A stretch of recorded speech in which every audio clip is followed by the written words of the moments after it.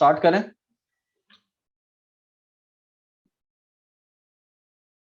तो कंटिन्यू करते हैं अपन।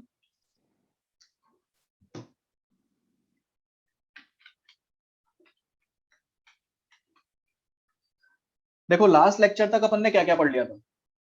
हमने मैटर की क्लासिफिकेशन पढ़ी थी। वापस से बता रहा हूं, लास्ट लेक्चर तक हमने क्या क्या पढ़ लिया था।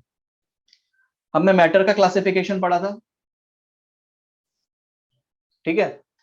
हमने उसके अंदर मैटर को जब क्लासिफाई किया था तो दो पार्ट्स में क्लासिफाई किया था, on the basis of physical state और केमिकल कंपोजिशन।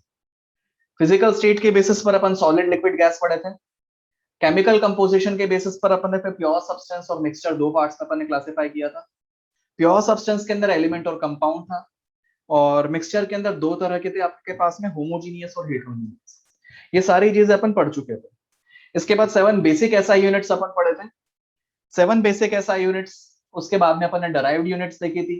कंक्लूजन निकाला था कि उन 7 बेसिक एसआई यूनिट्स के अलावा कौन कौन सी होती है 7 basic SI units? Length, mass, time, temperature, electric current, luminous intensity और अमाउंट ऑफ सब्सटेंस। तो जो 7 बेसिक एसआई यूनिट्स है, ये बेसिक अपन क्यों बोलते हैं? क्योंकि इनके अलावा कोई भी फॉर्मूला अगर अपन देख रहे हैं तो उन सब के अंदर फाइनली जब उनकी अपन यूनिट देखते हैं तो इन्हीं 7 में से अपने पास आती है। तो ये बेसिक है, ये सब यूज होती है बाकी सबको डराइव करने, चाहे प्रेशर हो, चाहे एनर्जी हो, चाहे वॉल्यूम हो, चाहे कुछ भी हो, इसलिए बेसिक हो गया। उसके बाद हम पढ़े थे प्रीफिक्सेस, और मैंने बोला था याद करना है आपको प्रीफिक्सेस को। प्रीफिक्सेस के दो तरह की टेबल मैंने आपको बताई थी। दो तरह की टेबल में क्या क्या था?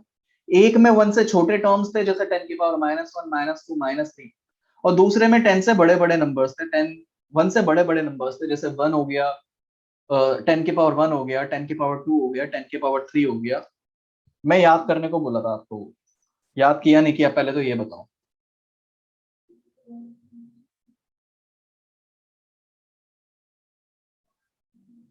क्वेश्चन करते हैं फिर अब अपन, ठीक है ना। यहां पर जैसे अपने पास ये एग्जांपल है, इसके अंदर अपन ने, मैंने जहां पर जैसे ये पाउंड्स लिखा हुआ है, इस पाउंड्स पर आप ध्यान मत दो। ये पाउंड्स चलो आगे जाके मैं आपको बताऊंगा कि ये पाउंड अपन कैसे कन्वर्ट करेंगे या पाउंड होता क्या है, ठीक है। अभी आपको सिर्फ फर्स्ट और सेकंड एग्जांपल को सॉल्व करना है। ये ट्राई कीजिए, कन्वर्ट 500 मिलीग्राम इनटू ग्राम, और सेकंड आपको कन्वर्ट करना है केजी में। बहुत सिंपल सा क्वेश्चन है।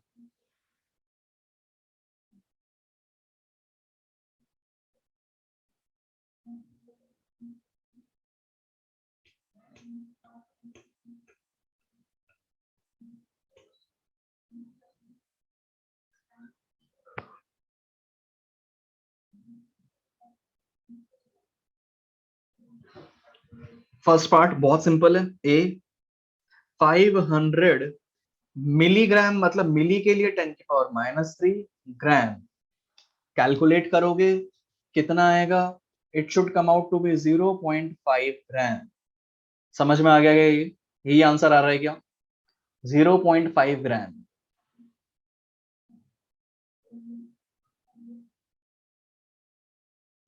दूसरा यानी कि बी, इस बी को सॉल्व करने के, अब सुनना मेरी बात ध्यान से, इस बी को सॉल्व करने के दो तरीके हैं। बी को कैसे सॉल्व करें? मैं मेथड 1 से बता रहा हूं। सबसे पहले 500 मिलीग्राम, पहले तो आप मुझे बताओ कि मिलीग्राम और किलोग्राम का क्या कोई डायरेक्ट रिलेशन था क्या? नहीं था। मिलीग्राम को ग्राम में कन्वर्ट कर सकते हैं, और इसी तरीके से किलोग्राम को भी किस में कन्वर्ट कर सकते हैं? ग्राम में। तो सबसे पहले ग्राम कॉमन आ रहा है, तो पहले अपन ग्राम के टर्म्स में देखते हैं। तो हमें ये तो समझ में आ रहा है कि 1 मिलीग्राम 10 की पावर -3 ग्राम के बराबर है। इसी तरीके से 1 किलोग्राम 10 की पावर 3 ग्राम के बराबर है। ये 0.5 ग्राम अपने पास आंसर आ गया था। अगर यहाँ पर इस ग्राम को केजी की टर्म्स में कन्वर्ट कर देते तो आंसर आ जाता। तो यहां से अपन क्या बोल सकते हैं कि 1 ग्राम 10 की पावर -3 किलोग्राम के बराबर अपने पास में है। 10 की पावर -3 किलोग्राम। 1 ग्राम किसके बराबर? 10 की पावर -3 किलोग्राम। तो सीधे वैल्यू पुट कर देते तो 0.5 इंटू 1 ग्राम, इस 0.5 ग्राम को क्या लिख सकते हैं, 0.5 इंटू 1 ग्राम लिख सकते हैं। और 1 ग्राम की वैल्यू कितनी हो गई, 10⁻³ किलोग्राम, यानी कि आ गया 5 इंटू 10⁻⁴ किलोग्राम। यही आंसर आ रहा है, 5 इंटू 10⁻⁴ किलोग्राम। मेथड 2, आगे मैं एग्जांपल जो दूंगा उसके अंदर हो सकता है ये इजी हो, इसके बाद आपको दिक्कत है। दोबारा बताऊं मेथड 1, मेथड 1 क्या है, सिंपल सा है, कुछ नहीं किया। दोबारा बता रहा हूं मेथड 1, कुछ भी नहीं किया अपन ने, पहले देख लो, फर्स्ट वाला कैलकुलेट कर लिया, 0.5 ग्राम आ गया, 0.5 ग्राम आ गया था, अब किस में कन्वर्ट करना था, केजी। तो केजी में कन्वर्ट करना, तो देख लो कि 1 ग्राम कितने केजी के बराबर है। तो 1 ग्राम जो है वो अपने को पता लगा कि 10⁻³ केजी के बराबर। तो हमने कुछ नहीं किया, ये जो 1 ग्राम की वैल्यू 10⁻³ केजी थी, इसको पुट कर दिया, और पुट करने के बाद अपने पास आंसर आ गया। ये किया, कोई बहुत बड़ा सा मेथड नहीं है, कोई बहुत टिपिकल सा क्वेश्चन भी नहीं है, बेसिक सी चीज है। मेथड 2, अगर ये थोड़ा सा टफ लग रहा है किसी को तो फिर दूसरा मेथड देख लो, और वो भी टफ लगे तो बेटा कोई एक मेथड तो आपका एक्सेप्ट करना ही पड़ेगा। अब सुनना, मेथड 2 आप कब कब यूज कर सकते हो, जब भी आपको एक प्रीफिक्स को किसी दूसरे में कन्वर्ट करना, जैसे मिली को किलो में कन्वर्ट करना है, मेगा में भी कन्वर्ट कर सकते हो, हेक्टो में भी कर सकते हो, जिसमें भी कन्वर्ट करना है, जब भी एक प्रीफिक्स को दूसरे में कन्वर्ट करना है तो आप देखो किसको किस में कन्वर्ट करना है। हमें मिली को कन्वर्ट करना है किलो में, पर हमें नहीं पता कि 1 मिलीग्राम कितने किलोग्राम के बराबर। अब लिखने का तरीका एकदम बेसिक से, कभी भी मैं कोई भी चीज बोलूंगा तो एकदम जीरो से बताऊंगा, आगे जाके फिर अपन उन्हीं को यूज करने वाले हैं।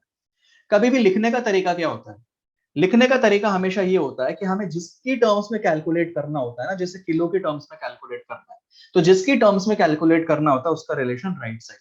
क्या बोला मैंने, जिसकी टर्म्स में कैलकुलेट करना है उसका रिलेशन राइट साइड। हमें किलो की टर्म्स में कैलकुलेट करना था, मैंने किलो राइट साइड लिखा, पर मुझे नहीं पता कि ये कितने किलोग्राम के बराबर है, मैंने एक्स लगा दिया।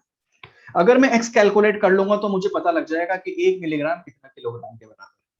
तो एक्स कैलकुलेट करते तो एक्स कैसे आएगा, अब देखो मैं बोल सकता हूँ इसको 1 मिलीग्राम अपॉन 1 किलोग्राम।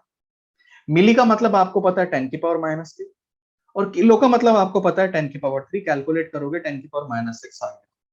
अब पहली बात तो देखो, एक्स एक नंबर है, नंबर यूनिटलेस होता है, तो देखो जब मैं एक्स कैलकुलेट कर रहा हूं तो एक यूनिटलेस क्वांटिटी ही मिल रही है, क्योंकि ऊपर ग्राम नीचे ग्राम कैंसिल होकर आपको एक नंबर ही मिल रहा है, विच इज 10⁻⁻6। तो मुझे यहां से समझ में आ गया कि 1 मिलीग्राम 10⁻⁻6 किलोग्राम के बराबर। इट मींस, अब देखो, मान लो कि मैंने लिखा a is equal to b, जैसा यहां पर लिख रहा हूं, a is equal to b. अब मान लो कि मैंने लेफ्ट साइड भी 2 से मल्टीप्लाई किया, राइट साइड भी 2 से मल्टीप्लाई किया, कोई चेंज आएगा क्या, नहीं आएगा। कभी भी अगर सेम नंबर से दोनों तरफ अगर अपन मल्टीप्लाई करते तो कोई डिफरेंस नहीं आता। तो मैंने इसी तरीके से, अब मुझे अगर 500 मिलीग्राम के लिए निकालना था, तो इंटू 500 अपन लेफ्ट साइड किए, और इंटू 500 हम राइट साइड किए। अब मल्टीप्लाई करने पर देख लो कितना आ गया, तो 500 milligram is equal to 5 into 10⁻⁴ KG. तो आंसर आना चाहिए 5 इंटू 10⁻⁴ केजी। यही आंसर आ रहा है, समझ में आया क्या, कौन सा मेथड इजी लगा, फर्स्ट या सेकंड? सेकंड में तो दिमाग ही नहीं लगाना पड़ा, बहुत इजीली कर लिया तुमने। फिर बताऊं, सेकंड मेथड दोबारा देख लो, हमें जिसमें कन्वर्ट करना है, जिसकी टर्म्स में कैलकुलेट करना है, उसको राइट साइड लिख लो।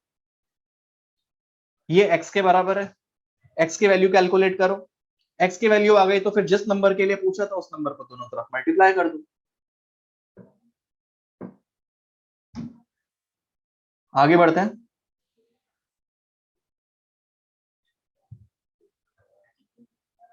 ये अपने पास एग्जांपल्स हैं, इनको सॉल्व करो। लास्ट में एंगस्ट्रॉम है, एंगस्ट्रॉम अभी नहीं करना आपको, एंगस्ट्रॉम बोलते हैं इसको, क्या होता है क्या नहीं होता है सब बाद में बताऊंगा।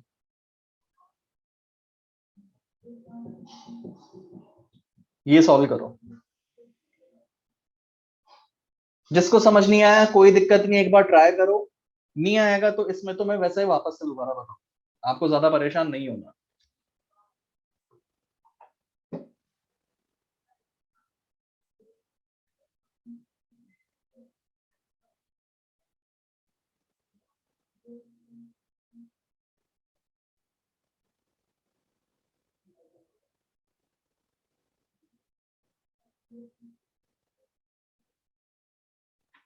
ये पहले वाली स्लाइड, इसको देख लो चलो एक बार, कैसे क्या किया था।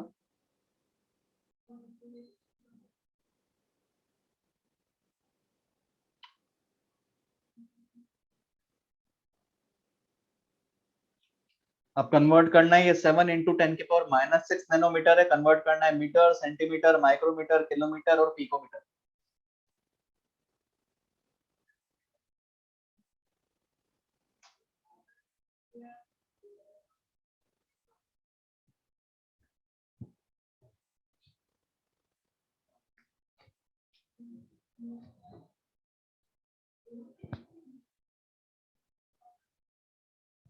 फर्स्ट वाला बहुत ही इजी है, 7 इंटू 10⁻⁻6 और नैनो के लिए 10⁻⁻9। कैलकुलेट किया तो 7 इंटू 10⁻⁻15 मीटर।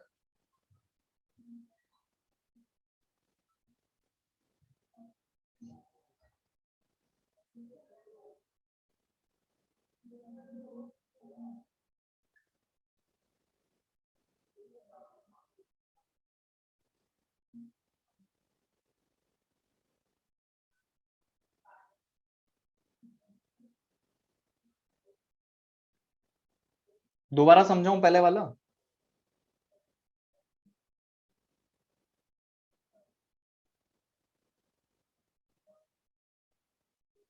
जिसको समझ नहीं आया, जिसको समझ आ गया वो लोग सॉल्व करो,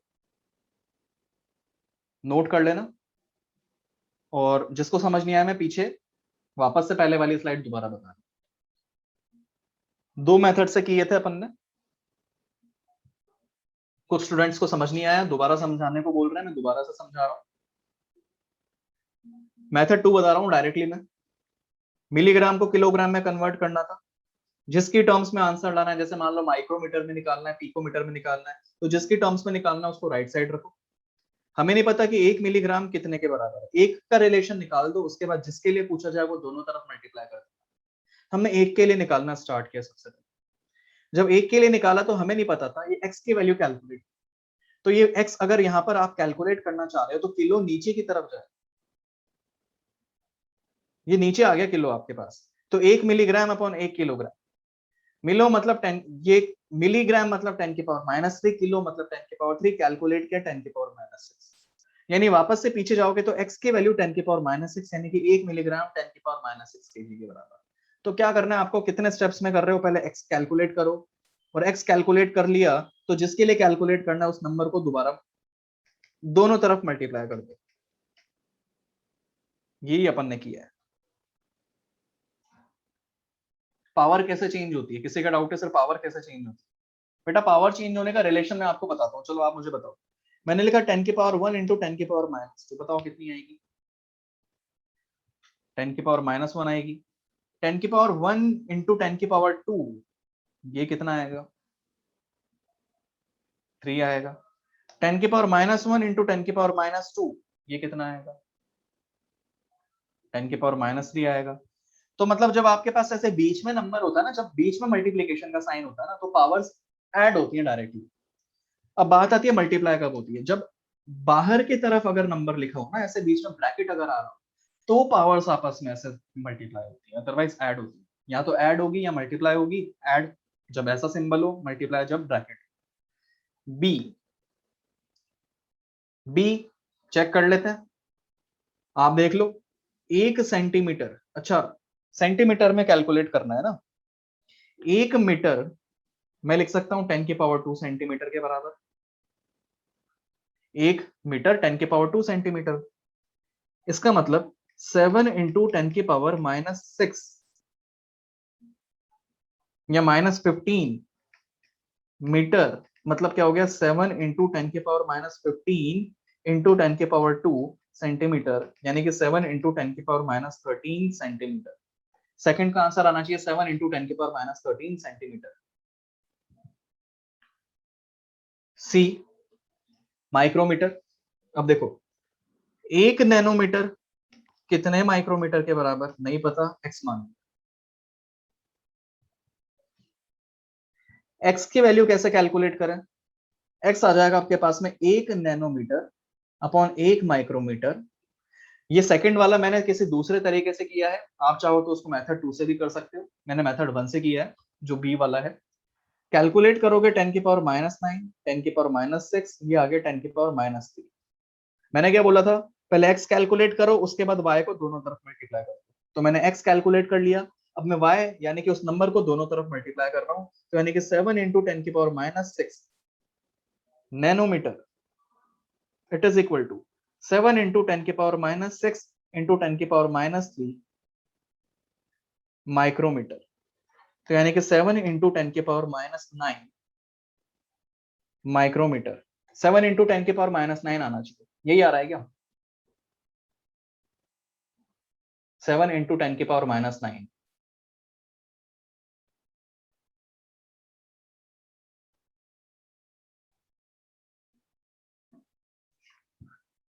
ए हो गया, बी हो गया, सी हो गया, डी।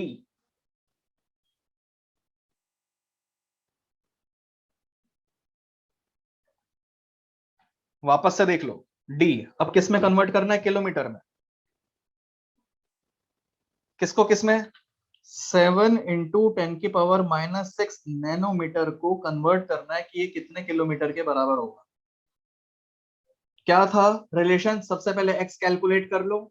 एक्स कैसे कैलकुलेट करोगे मैं आपको बता चुका हूं। 1 नैनोमीटर हमें नहीं पता कितने किलोमीटर के बराबर है। एक्स कैलकुलेट करने के बाद वाई को दोनों तरफ मल्टीप्लाई करना है। तो सबसे पहले एक्स कैलकुलेट करते हैं। 1 नैनोमीटर कितने किलोमीटर के बराबर नहीं पता, तो एक्स कैलकुलेट करते हैं, तो 10 की पावर -9 अपॉन 10 की पावर 3। मतलब क्या कर रहा हूं मैं, 1 नैनोमीटर अपॉन 1 किलोमीटर ये लिख रहा हूं। तो नैनो मतलब 10 की पावर -9, किलो मतलब 10 की पावर 3, यानी कितना हो गया ये 10 की पावर -12। अगर मैं लिखता 1/10 की पावर 2, ये होता 10 की पावर -2।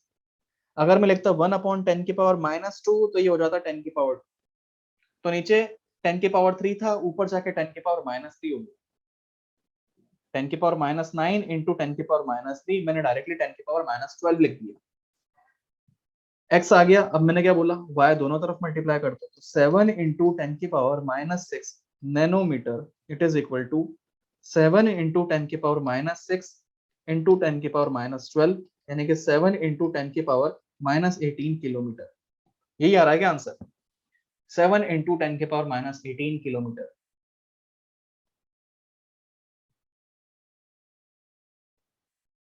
मुझे टाइम इसलिए लग रहा है क्योंकि मैं पूरा एक्सप्लेन कर रहा हूँ।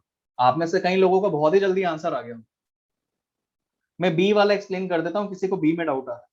बेटा मैंने बी दूसरे मेथड से किया। मैंने ये देखा कि भाई अपन मीटर तक तो वैसे ही ला चुके हैं ना, तो मीटर मतलब सीधे उसको सेंटीमीटर की टर्म्स में पुट कर दो। मुझे पता है 1 मीटर 100 सेंटीमीटर के बराबर है, तो मैंने 10 की पावर 2 कर दिया वहां पर मल्टीप्लाई, और 10 की पावर 2 मल्टीप्लाई करते ही सीधे ही आंसर आ गया।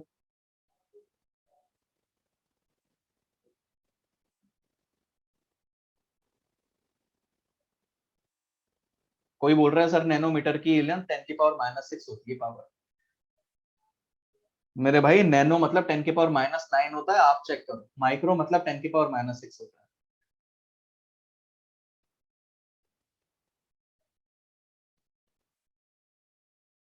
मेथड 1 दोबारा से बताऊं?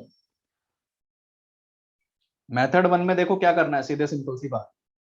ये वापस से बता रहा हूँ मेथड 1, जिसको समझ नहीं आया वापस से समझ लो।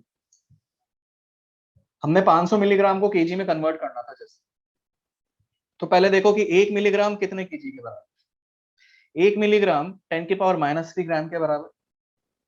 आपके पास मिलीग्राम और किलोग्राम का डायरेक्ट रिलेशन नहीं था, तो हमने क्या किया, पहले हमने मिलीग्राम को ग्राम में कन्वर्ट किया, फिर किलोग्राम को ग्राम के साथ रिलेशन किया, दोनों को मिक्स किया, मतलब रिलेट किया। तो 1 मिलीग्राम 10 की पावर -3 ग्राम, ऐसे 1 किलोग्राम 10 की पावर 3 ग्राम। तो यहां से आप देखो, इस 10 की पावर -3 ग्राम को मैं 10 की पावर -3 इंटू 1 ग्राम लिख सकता था। तो अगर आप 1 ग्राम की वैल्यू किलोग्राम में निकाल लेते हैं ना, तो अपने पास आंसर आ जाता। तो अपन क्या करते हैं, यहाँ पर फिर 1 ग्राम को निकाला मैंने केजी की टर्म्स में, वो आ गया, तो पुट करते ही अपने पास आंसर आ गया।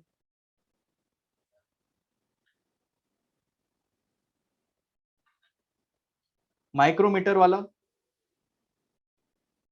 ये किसका था अपने पास? ये हो गया अपने पास किस में कन्वर्ट किया, ये हो गया डी।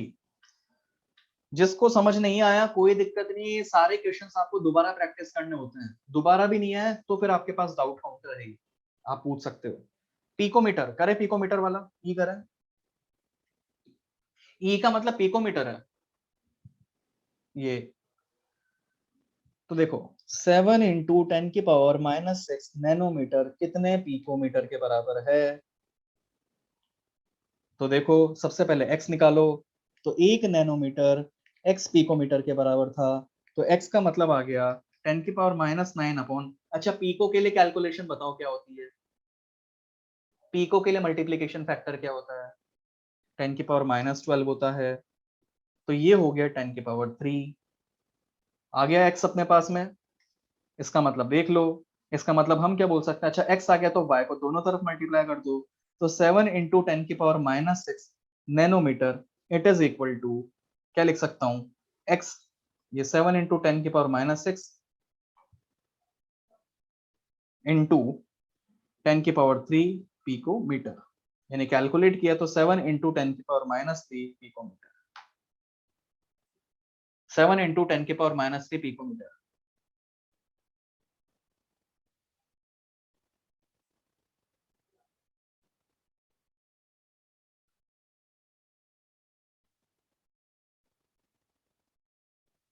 यही आ रहा है।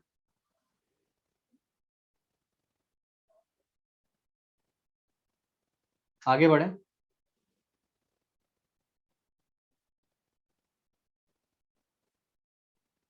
जिसको भी डाउट है, जिसको भी समझ नहीं आया कोई दिक्कत नहीं है, आपके पास ये पूरा रिकॉर्डेड लेक्चर भी होगा।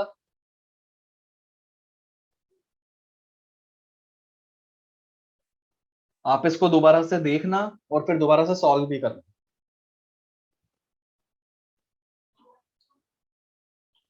मैं आपको होम, अच्छा ये क्वेश्चन सॉल्व करो, ये अच्छा क्वेश्चन है। कन्वर्ट 1 ग्राम पर सेंटीमीटर क्यूब इंटू केजी पर मीटर क्यूब। मैं बता रहा हूं आपको बहुत गलतियां करोगे आप स्टार्टिंग में, आपको डरना नहीं है कि यार मुझसे गलतियां हो रही है तो मैं समझ नहीं आ रहा मुझे। आपको जितना कम समझ में आ रहा है स्टार्टिंग के अंदर, इसका मतलब आपके बेसिक्स उतने ही वीक थे। मैं तो कितना बेसिक से बता रहा हूं, इससे बेसिक से क्या बताऊं।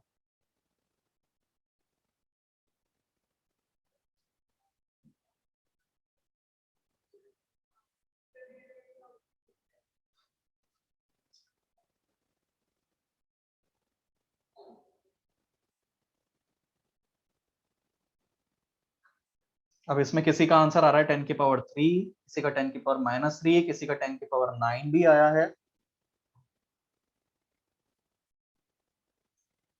किसी का 10⁻9 भी आ रहा है।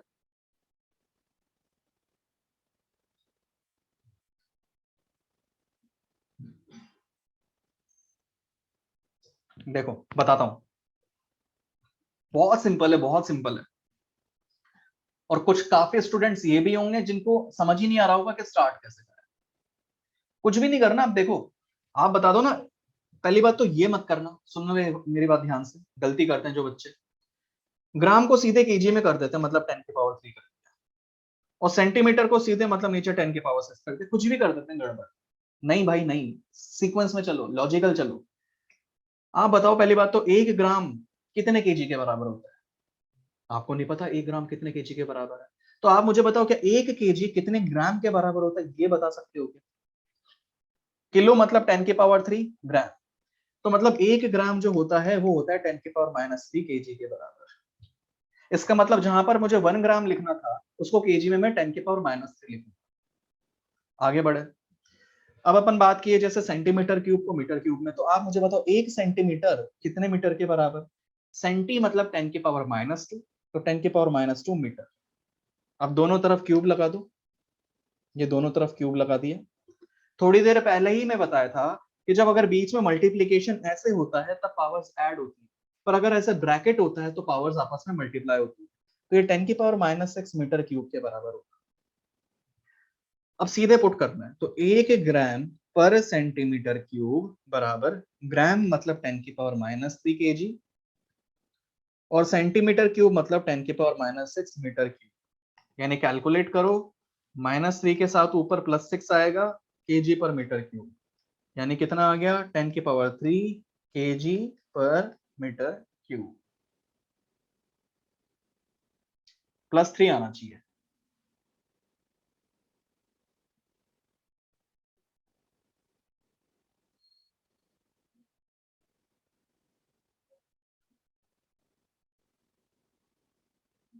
समझ में आया? दोबारा बताऊं? वैसे ही बोल रहा हूँ, आपस से बोल रहा हूँ। कुछ स्टूडेंट्स ऐसे भी होंगे जिनको बीच बीच में समझ नहीं आ रहा होगा। अगर आपको एक क्वेश्चन, दो क्वेश्चन लाइन से समझ में नहीं आया तो ये मत सोचो मुझे कुछ भी समझ में नहीं आ रहा, फिर तो आप पढ़ ही नहीं सकते भाई। 2 साल के अंदर आपको बहुत सारे टॉपिक्स पढ़ना है। सुन लो मेरी बात ध्यान से, 2 साल में बहुत सारे टॉपिक्स पढ़ना है। कितनी बार ही ऐसा होगा कि कुछ टॉपिक आपको बहुत इजी लगेंगे, कुछ टॉपिक आपको समझ ही नहीं आएंगे। इसका मतलब ये मत सोचना कि हमसे नहीं हो सकता। आपको एफर्ट्स लगाने, कंसंट्रेशन और ज्यादा स्ट्रॉन्ग रखना है। सुन लो ध्यान से। और ये तो स्टार्टिंग पार्ट है, ये तो आपको एक एक चीज बहुत अच्छे से समझनी है, लाइटली तो बिल्कुल लेना ही नहीं है। कोई पूछ रहा है इस टाइप के क्वेश्चन एग्जाम में आएंगे क्या? भाई एग्जाम में नहीं आएंगे, बेसिक है, आगे के टॉपिक्स में यूज होंगे। ये क्वेश्चंस आएंगे क्या एग्जाम में? देख लो इधर, ये तरीका है। नहीं आता है तो सुन लो, कंक्लूजन निकालो कि अच्छा मुझे ऐसा करना था मगर गलत कर दिया था, तो सर क्या कर रहे हैं। 1 ग्राम/सेंटीमीटर क्यूब को kg/m³ में कन्वर्ट कर। तो पहले देखो ना भाई कि ग्राम को केजी में कैसे कन्वर्ट करें। अब आपको नहीं पता कि 1 ग्राम कितने केजी के बराबर है, तो आपको ये तो पता है ना कि 1 केजी कितने ग्राम के बराबर है। तो केजी के अंदर जो के आता है वो होता है किलो, और किलो का मल्टीप्लीकेशन फैक्टर 10⁻³ होता है। अब देखो यहाँ पर 1 किलोग्राम 10⁻³ के बराबर, तो फिर 1 ग्राम कितने किलोग्राम के बराबर? 10⁻³ किलोग्राम के बराबर। यही तो आएगा।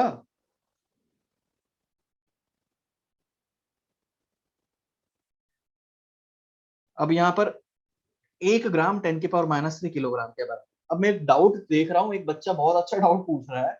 वो डाउट ये पूछ रहा है कि सर ये 1 सेंटीमीटर क्यूब को जब अपन सॉल्व कर रहे थे ना, तो 10⁻² मीटर का होल क्यूब है सर। तो सर 2 का क्यूब जो होता है ना वो तो 8 होता है, आपने 6 लिख दिया सर, ये आपने गलत लिख दिया सर। डाउट क्या है किसी बच्चे का कि सर ये तो 2⁻³ है सर, 8 हो गया, ये 6 क्यों लिख दिया? मेरे भाई आपको 3 से 4 बार में बोला था, आप सुने नहीं ध्यान से।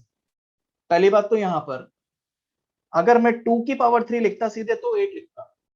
पावर्स के केस में क्या होता है, पावर्स के केस में जब ऐसे मल्टीप्लीकेशन होता है ना, जब ऐसे बाहर ब्रैकेट के बाहर कुछ नंबर लिखा होता है ना, तो वो ऐसे मल्टीप्लाई होता है बेटा। तो अब ध्यान रखना, ये 8 नहीं होगा, ये मल्टीप्लाई होती है आपस में पावर्स जो होती है।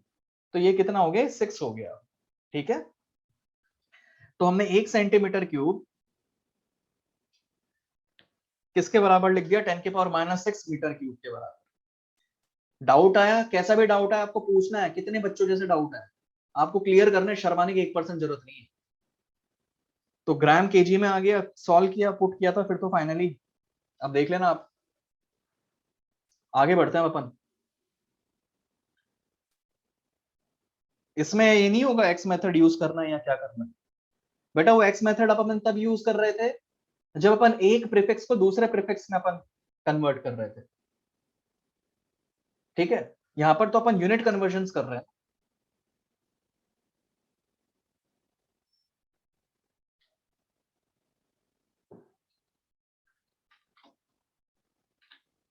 होमवर्क दूं कुछ, आप घर पे ट्राई करना।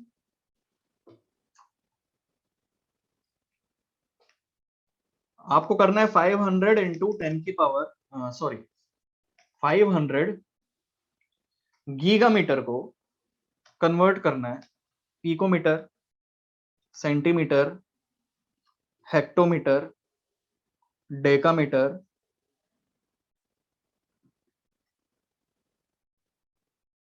टेरामीटर, इसमें कन्वर्ट करना है।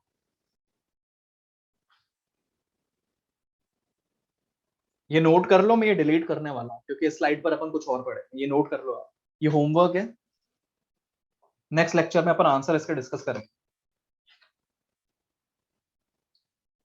फर्स्ट है पिकोमीटर, पीएम।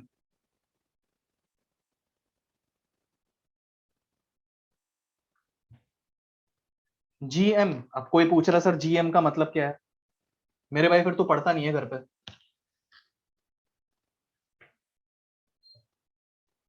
फेयर में करना है इसको। जीएम का मतलब होता है गीगा मीटर।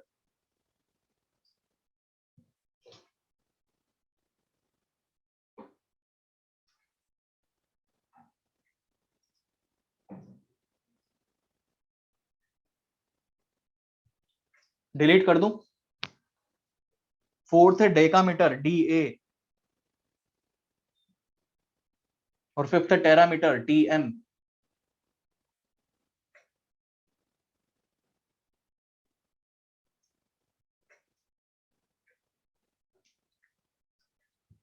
डिलीट कर रहा हूं मैं इसको। आगे बढ़ते हैं। Some important unit conversions. ये सुन लो मेरी बात ध्यान से। सम इंपॉर्टेंट यूनिट कन्वर्जंस का मतलब क्या है? जैसे कितनी बार ऐसा होगा आगे जाके, जैसे मैंने एक चैप्टर का नाम लिया था थर्मोडायनामिक्स। थर्मोडायनामिक्स बेसिकली जो चैप्टर है पूरा का पूरा एनर्जी के ऊपर बेस्ड चैप्टर है। मतलब किसी भी क्वेश्चन में जब आप फाइनल आंसर कैलकुलेट करोगे तो एनर्जी की फॉर्म में आएगा, यानी एनर्जी की यूनिट में आएगा। एनर्जी की क्या क्या यूनिट्स हो सकती हैं? जूल हो सकता है, कैलोरी हो सकती है, अर्ग्स हो सकते हैं, लीटर एटीएम हो सकता है। इस तरह से अपने पास में एनर्जी को कैलकुलेट करने के डिफरेंट डिफरेंट फॉर्म्स होते हैं। हो सकता है कि आपने लीटर एटीएम पहली बार सुना हो, अर्ग्स पहली बार सुना हो, पर जूल और कैलोरी से तो आप फेमिलियर होंगे। मैं आपको ये बताना चाह रहा हूं कि ये सम इंपॉर्टेंट यूनिट कन्वर्जन हम क्यों पढ़ा, यहाँ पर कहां पर काम आए। जैसे क्या होगा आगे जाके, कोई फॉर्मूला होगा अच्छा सा, आंसर कैलकुलेट करोगे, जूल में आंसर आएगा। पर जब नीट में ऑप्शंस अगर आप देखोगे तो ऑप्शंस होंगे कैलोरी में। तो मतलब जूल में आंसर आया था, कैलोरी में आंसर करना था। आपको जब दोनों के बीच में रिलेशन पता होगा तभी जाके आप सॉल्व कर पाओगे कि इस जूल को कैलोरी में कैसे कन्वर्ट कर। बात समझ में आ गई? तो अपने को ऐसे डिफरेंट डिफरेंट यूनिट कन्वर्जन से आपको उन सबके बीच के रिलेशन पता होने चाहिए कि क्या किसके इक्वल होगा। इसी के लिए अपन डिफरेंट डिफरेंट यूनिट्स देख रहे हैं। जैसे सबसे पहले अपन लेंथ की बात करें। इन सबके अंदर भी अपन अगर बात करें ना, जो ज्यादा इंपॉर्टेंट होगा मैं उस पर स्टार लगा लूंगा, वो आपको भूलना नहीं है, वो ध्यान रखना ही है।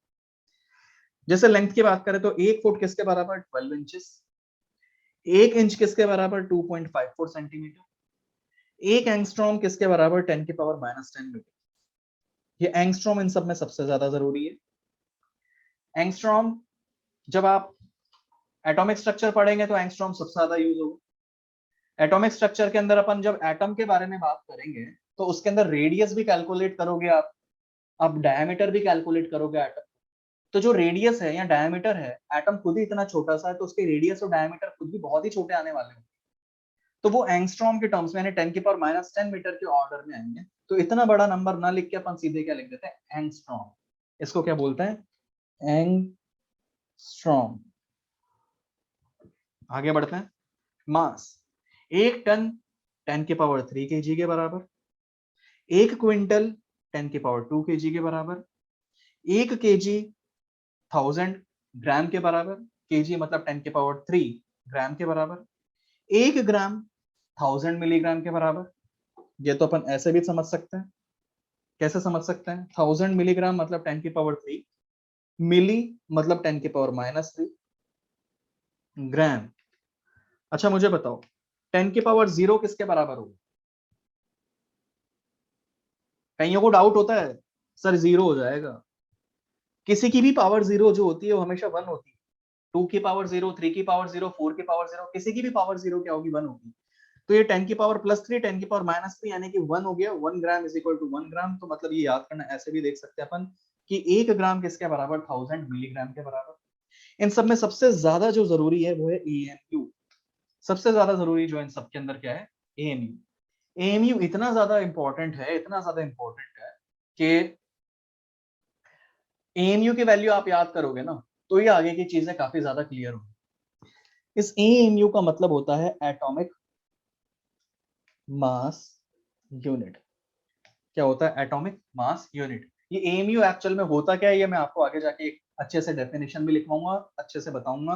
पर एएमयू आपको अच्छे से ध्यान रखना है। एएमयू किसके बराबर होता है? 1.67 इंटू 10⁻24 ग्राम, या फिर क्या लिख सकते हैं? 1.67 इंटू 10 की पावर। अब मुझे बताओ केजी में क्या होगा? ये केजी में क्या होगा? कोई बोल रहा है सर ये वेट ऑफ इलेक्ट्रॉन होता है। मेरे भाई ये वेट ऑफ इलेक्ट्रॉन नहीं होता है, गलत याद है आपको।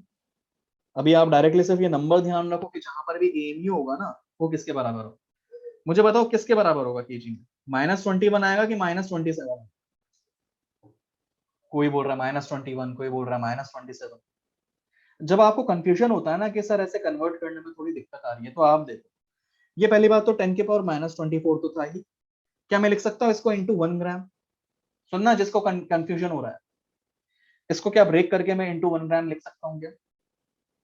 अब आप मुझे बताओ, 1 kg 10⁻³ के बराबर है, तो बताओ 1 ग्राम क्या मैं लिख सकता हूँ 10⁻³ kg के बराबर होगा?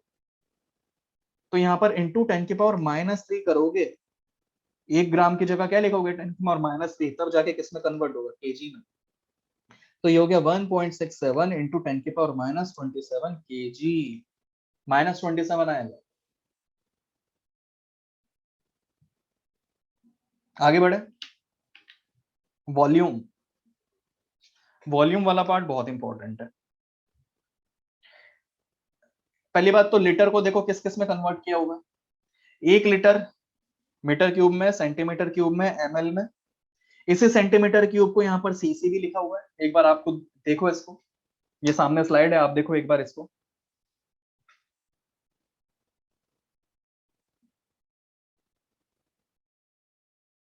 आप इसको देखो फिर मैं आपको समझाता हूँ।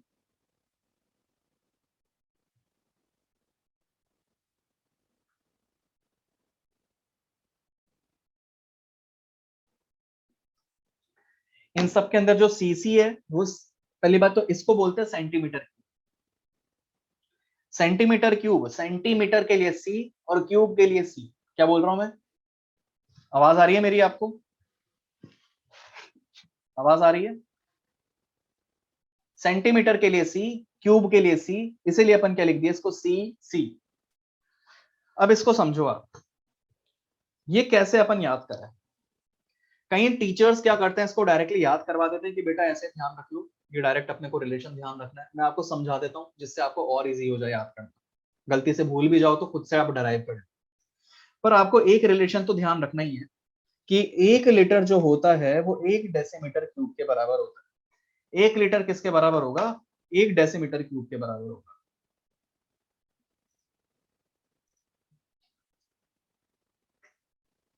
तो 1 डेसीमीटर क्यूब को कैसे लिख सकते हैं, डेसी का मतलब क्या होता है 10⁻⁻1। अब किसी को क्या लग रहा होगा, अब देखना सिली मिस्टेक कैसे कैसे हो सकती है। कोई ये सोचेगा सर ये 1 डेसीमीटर क्यूब 10⁻³ मीटर क्यूब के बराबर कैसे है? सर डेसी के लिए 10⁻1 और सीधे मीटर क्यूब लगा दिया, ये भी तो कर सकते हैं। तो ये तो 10⁻1 मीटर क्यूब आ रहा था, ये 10⁻³ मीटर क्यूब कैसे आ गया?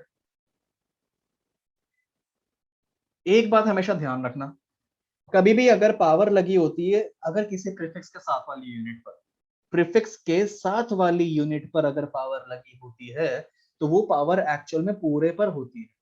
क्या बोला मैं? प्रीफिक्स के साथ वाली यूनिट पर अगर पावर लगी होती है तो वो पूरे पर लगी होती है। मतलब मैं ये इसको बोल सकता हूँ कि डेसीमीटर पर होल क्यूब लगा है। ऐसे सेंटीमीटर क्यूब होता तो सेंटीमीटर पर होल क्यूब लगा होता, तो डेसीमीटर पर होल क्यूब लगा है। इसका मतलब मैं इसको अगर मल्टीप्लाई करूंगा तो ये 3 इससे भी मल्टीप्लाई होगा, ये 3 इससे भी मल्टीप्लाई होगा, यानी कि मैं बोलूंगा 10⁻³ मीटर क्यूब। ये बात समझ में आ गई? आगे बढ़ते हैं, अब अपन इसको सेंटीमीटर क्यूब में कन्वर्ट करने की कोशिश करते हैं। तो सेंटीमीटर में कैसे कन्वर्ट करोगे, पहले तो मीटर और सेंटीमीटर का रिलेशन देखो। 1 सेंटीमीटर, सेंटी का मतलब 10⁻² होता है, -2 मीटर। तो फिर 1 मीटर 10⁻² सेंटीमीटर के बराबर होगा। जब अपन किसी नंबर को शिफ्ट करते हैं तो रेसिप्रोकल हो जाता है। तो अगर ये 10⁻² उधर शिफ्ट हो जाएगा तो ये 1/10⁻², जिसको अपन लिख सकते हैं 10⁻² सेंटीमीटर। अब देखो मीटर का क्यूब करना है, तो अगर इसका क्यूब करोगे तो इसका क्यूब पूरे पर आएगा। अब इससे भी मल्टीप्लाई करो, इससे भी मल्टीप्लाई करो जैसा पहले किया था, तो ये हो जाएगा 10⁻6 सेंटीमीटर क्यूब।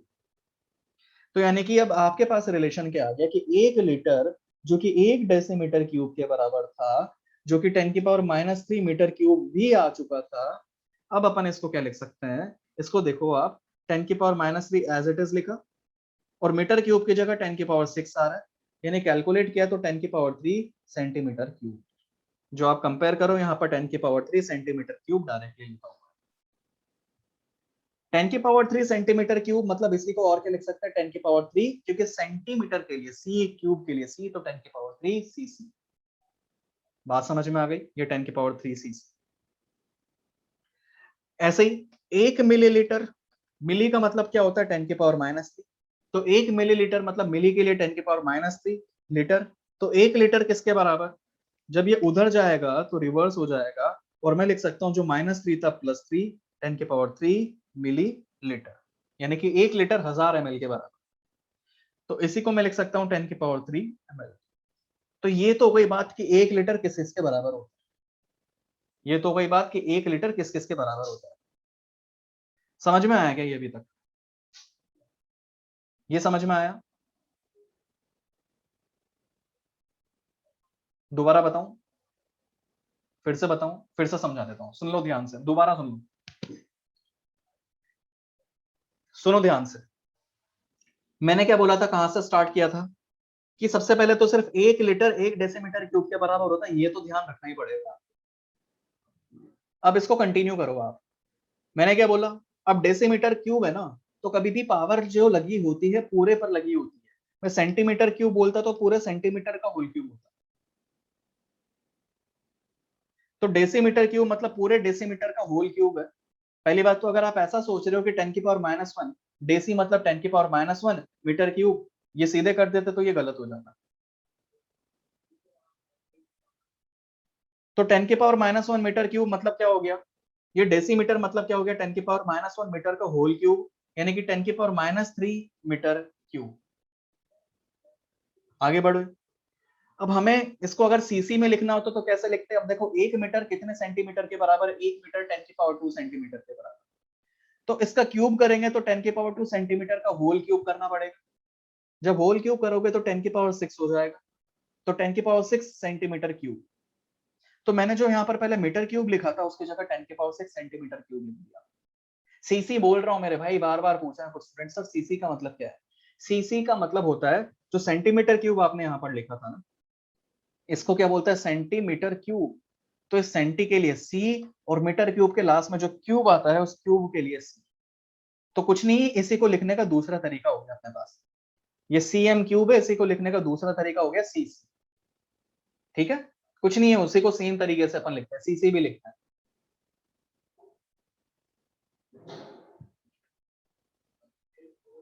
यहां तक समझ में आ गया? 10 की पावर 6 हो गया, क्योंकि 1 मीटर क्यूब मतलब 10 की पावर 2 सेंटीमीटर का होल क्यूब, कैलकुलेट किया 10 की पावर 6 सेंटीमीटर क्यूब। कुछ चीजें होती है, स्टैंडर्ड फॉर्म्स होते हैं, लिखने के तरीके होते हैं, तो 10 की पावर 6 सेंटीमीटर क्यूब आ गया। अब कंटिन्यू किए तो 1 लीटर इसके बराबर है, वही 10 की पावर -3 मीटर क्यूब के बराबर, क्योंकि डेसीमीटर का होल क्यूब मतलब 10 की पावर -1 मीटर का होल क्यूब। आप बोल सकते हो कि 1 सीसी बराबर 1 सेंटीमीटर क्यूब। अब इसको सॉल्व किया तो देखो, मीटर क्यूब की जगह 10 की पावर 6 -3 और +6 10 की पावर 3 सेंटीमीटर क्यूब आ गया, उसको एज इट इज अपन ने यहाँ पर लिख दिया। कोई में जो सीसी होता है क्या वो सेम होता है? बिल्कुल सही चीज पूछी है भाई आपने, जिसने भी पूछा है। सर बाइक में जो सीसी होते हैं 350 सीसी, 225 सीसी, 220 सीसी, 700 सीसी, जैसे कोई स्पोर्ट्स बाइक्स होती हैं जिनमें 700 सीसी या 800 सीसी, इतने ज्यादा सीसी के इंजन होते हैं, या जैसे स्विफ्ट हो गई गाड़ी 1250 सीसी, तो वो जो सीसी होता है वो वॉल्यूम ही होता है एक्चुअली। सीसी किसकी यूनिट होती है? वॉल्यूम की होती है। वो सीसी एक्चुअल में होता क्या है? एक्चुअल में क्या होता है कि जितने भी व्हीकल्स होते हैं ना, वॉल्यूम ऑफ पेट्रोल नहीं होता मेरे भाई। कोई बोल रहा है वॉल्यूम ऑफ पेट्रोल, नहीं भाई, इतना कम पेट्रोल थोड़ी डलता है। तू बोल रहा है सर 500 सीसी का इंजन है, तो तू बोल रहा है 500 सीसी का इंजन है, इसका मतलब तू बोल रहा है कि 500 ml पेट्रोल डलेगा उसके अंदर? ऐसा नहीं है। वो सीसी क्या होता है, किसी भी व्हीकल के अंदर एक्चुअल में क्या होता है कि इंजन लगा हुआ होता है, उस इंजन के अंदर सिलेंडर होता है।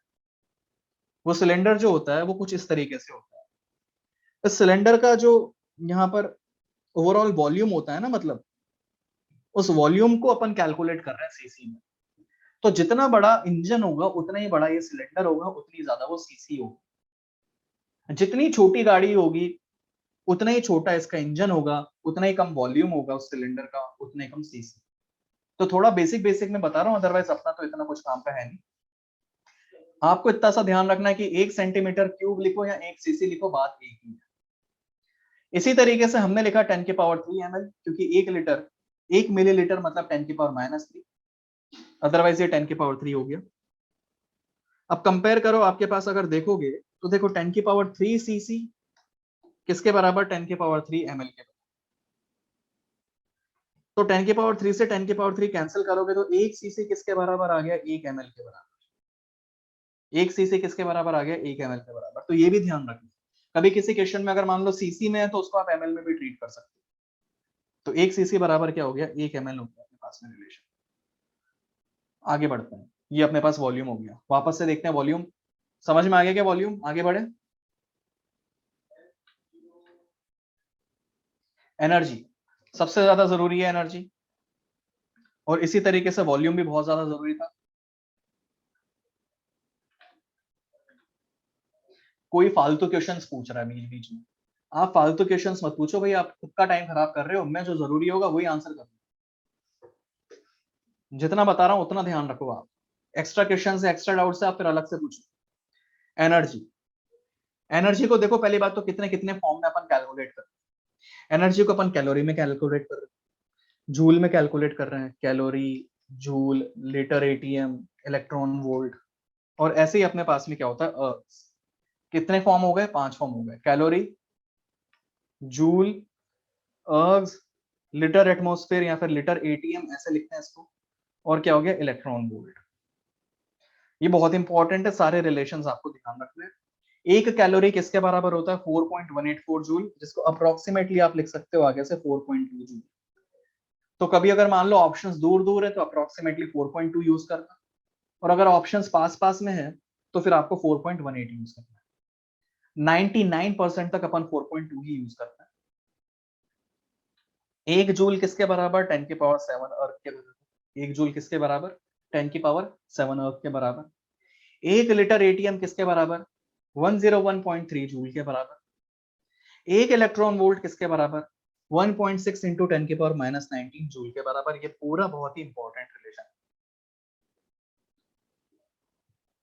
ये आपको ध्यान रखना ही है। जितनी चीजों पे मैं स्टार लगा रहा हूं, अगर आप उसको नहीं ध्यान रखते हो तो वो आपका नुकसान है, मेरा नुकसान नहीं है। अगर ऑफलाइन क्लास होती तो फिर मैं आपको डांट डांट के एक एक बच्चे से पूछता, मगर वो तो अपन कर नहीं सकते। तो आपको खुद को रेस्पॉन्सिबल होना पड़ेगा कि ये अपने को याद हो।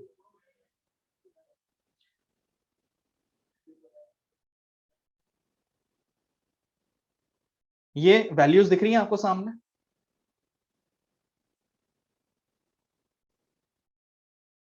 दो नई चीजें हो गई आपके पास में, तीन चीजें नहीं हो गई यहाँ पर, एक इलेक्ट्रॉन वोल्ट हो गया, एक लीटर एटीएम हो गया, और एक अर्ग होगी। आपको इतना सा ध्यान रखना है कि कहीं पर भी अर्ग लिखा है मतलब एनर्जी। ये मत सोचना कि अर्ग लिखा है अच्छा वॉल्यूम होगा चाहे प्रेशर होगा, भाई एनर्जी है। लीटर एटीएम भी क्या रिप्रेजेंट करेगा, एनर्जी। इलेक्ट्रॉन वोल्ट भी क्या रिप्रेजेंट करेगा, एनर्जी। क्लियर हो गई बात।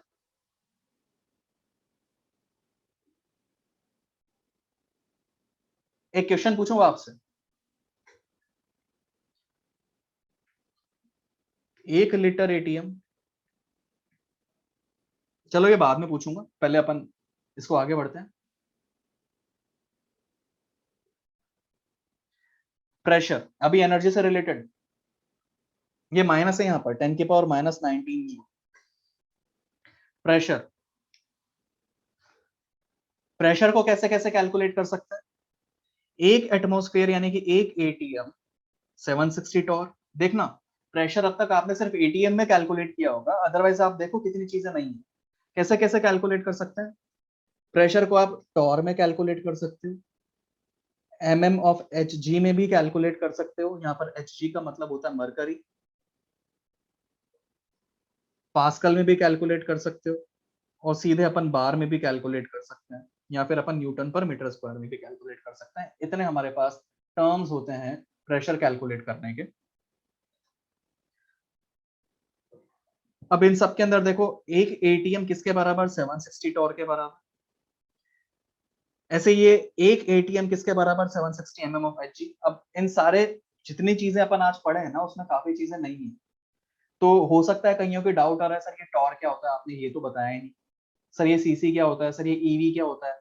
भाई ये चीजें ऐसी हैं जिसमें अपने को इतना टाइम खराब नहीं करना, आपको सीधे ध्यान रखना है, यहीं से स्टार्ट करना है कि आगे से कभी भी अगर टॉर होगा तो वो टॉर क्या रिप्रेजेंट कर रहा होगा।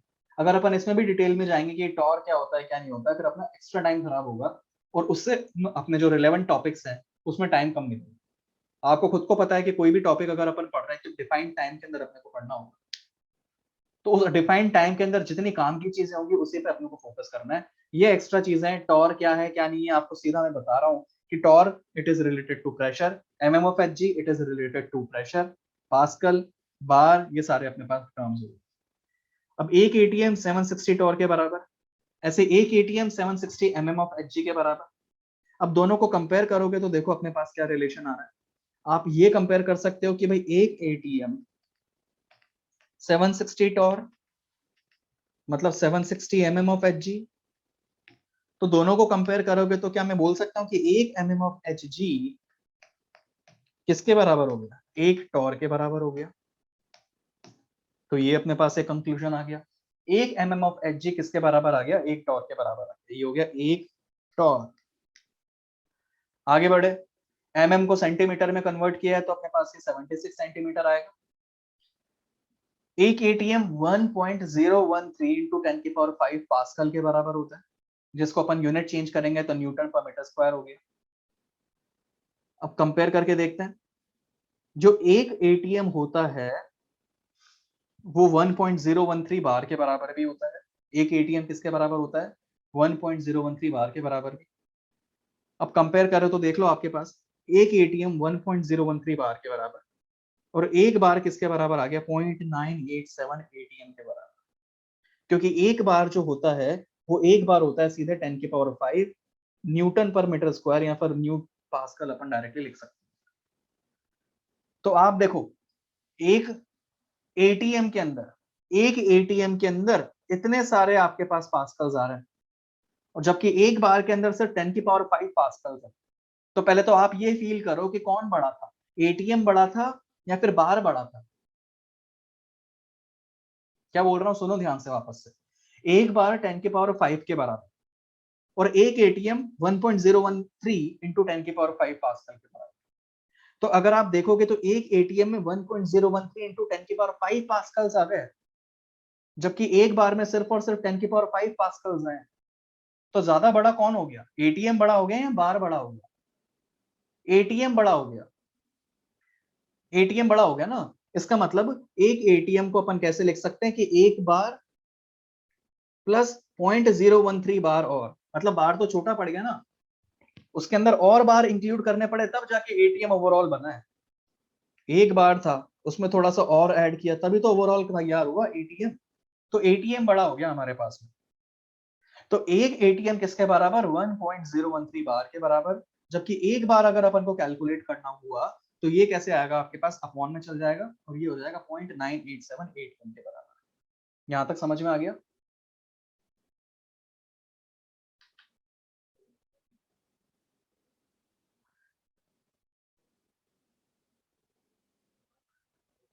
टेम्परेचर वैसे तो आपको डायरेक्टली ये ध्यान रखने थे, मैं समझाने की कोशिश भी कर रहा था। एक बार 10 की पावर 5 पास्कल के बराबर। वापस से देखते हैं, एक एटीएम 760 टॉर के बराबर, ऐसे एक एटीएम 760 एमएम ऑफ एचजी के बराबर। जैसे अब हमने दूसरा लिखा तो हमें ये कंक्लूजन समझ में आ गया, यार एक एटीएम 760 टॉर के बराबर भी है, 760 एमएम ऑफ एचजी के बराबर भी है। इसका मतलब दोनों को कंपेयर करोगे तो फिर तो एक टॉर एक एमएम ऑफ एचजी के बराबर आ गया। ये बात समझ में आ गई क्या, एक एक करके वापस से बता रहा हूँ, ये बात समझ में आ गई क्या।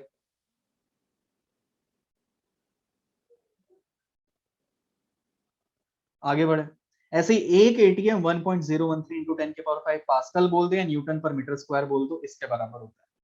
और एक बार इसी के साथ अगर एक बार अपन बोल दो तो 10 की पावर 5 पास्कल के बराबर होता है। अब कंपेयर किया अपन ने, जब अपन ने एटीएम को बार से रिलेट किया तो देखो बार में इतने पास्कल आ रहे हैं और एटीएम में इतने पास्कल आ रहे हैं। तो कंपेयर किया तो देख लो आपके पास क्या रिलेशन आ गया, एक एटीएम किसके बराबर आ गया, 1.013 बार के बराबर आ गया।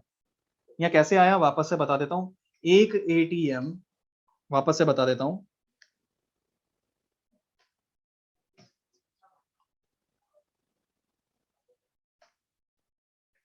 एक एटीएम 1.013 इंटू 10⁵ पास्कल के बराबर, और एक बार 10⁵ पास्कल के बराबर। ये फर्स्ट वाला, ये सेकंड वाला। अगर फर्स्ट डिवाइडेड बाय सेकंड करोगे, अगर फर्स्ट डिवाइडेड बाय सेकंड करोगे तो देखो रिलेशन क्या आ रहा है। तो हम बोल सकते हैं कि एक एटीएम अपॉन एक बार किसके बराबर आया, 1.013 इंटू 10⁵ अपॉन 10⁵, 10⁵ से 10⁵ कैंसिल, कितना आ गया 1.013 अपने पास आ गया। इसका मतलब एक एटीएम किसके बराबर आया, एक एटीएम आया 1.013 बार के बराबर, जो मैंने यहां पर डायरेक्टली लिखा हुआ है। अब कोई पूछ रहा है इसका मतलब तो फिर सर पास्कल और न्यूटन पर मीटर स्क्वायर सेम हो गए, बिल्कुल सही बात है, दोनों बराबर। अब इसको कैलकुलेट किया। अब मुझे अगर मान लो निकालना है कि एक बार कितने एटीएम के बराबर है, तो 1 bar is equal to 1 upon 1.013 ATM आएगा। कभी भी 1 से बड़ी टर्म नीचे होती है, जैसे मान लो नीचे मैंने लिखा 1/2, नीचे 1 से बड़ी टर्म होती है या 1/3, तो ओवरऑल वैल्यू फ्रैक्शनल आती है। तो ये नीचे 1 से बड़ी टर्म है तो फ्रैक्शनल आई, तो ये कितना आ गया फ्रैक्शनल में, 0.987 आ गया अपने पास में फ्रैक्शनल। बहुत बेसिक से मैंने बता दिया, समझ में आया क्या, समझ में आया। आपको एक बार में याद नहीं होगा, जैसे जैसे अपन पढ़ेंगे ना वैसे वैसे अपने आप याद हो जाएगा। आपको 1% लोड नहीं लेना।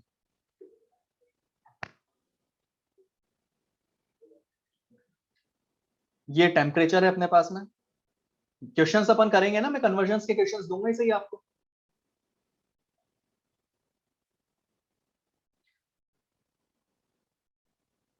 टेम्परेचर जैसे डिफरेंट डिफरेंट फॉर्म्स में, 3 फॉर्म में अपन टेम्परेचर लिख सकते हैं। एक होता है केल्विन में, एक होता है डिग्री सेल्सियस में, और एक होता है फ़ारेनहाइट। कैसे कन्वर्ट करते हैं ये मैं आपको रिलेशन बता रहा हूं। पहली बात तो जैसे अपन डिग्री सेल्सियस में ऐसा बोलते हैं कि 25 डिग्री सेल्सियस हो रहा है टेम्परेचर, या 26 डिग्री सेल्सियस हो रहा है टेम्परेचर, या 28 डिग्री सेल्सियस हो रहा है। तो केल्विन में वो ज्यादा होता है। जितना डिग्री सेल्सियस होता है ना,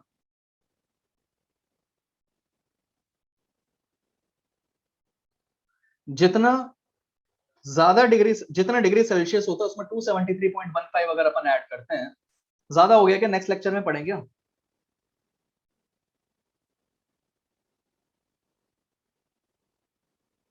परेशान हो गए क्या तुम लोग।